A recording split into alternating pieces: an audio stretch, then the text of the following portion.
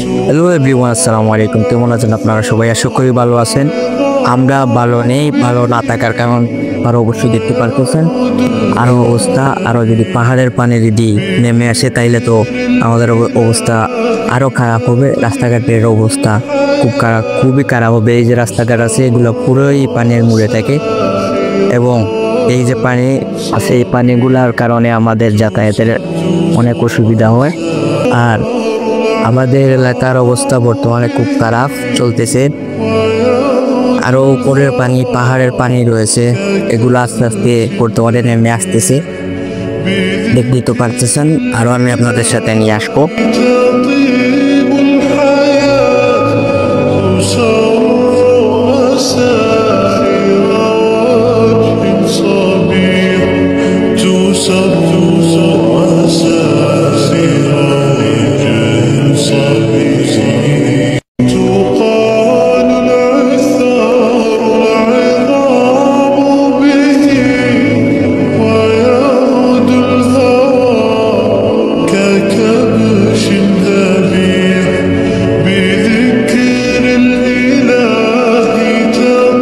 বর্তমানে আমরা আমাদের এলাকা থেকে অন্য একটি জায়গায় আমরা আসছি।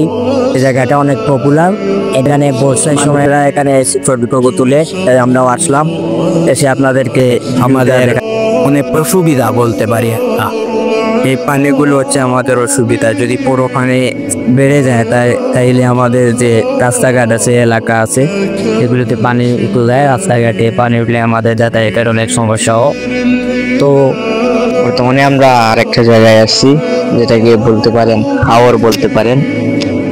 প্রতিনিয়তই পানি বৃদ্ধি পাচ্ছে, প্রতি সেকেন্ডে পানি বাড়তেছে। আর এটাকে গতকালকে আমি দেখেছিলাম, এটার ওই যে ধান কাটার পরে যে নেড়াগুলা রয়, এই নেড়াগুলা আমি দেখছিলাম ভাসমান রয়েছিল। কিন্তু দেখুন এখন এগুলার মধ্যে কিছুই নেই, সবই পানির তলিয়ে গেছে পানিয়ে। তো আরো কিছু আপনাদেরকে দেখানোর চেষ্টা করব আরো 2-1 দিন পর।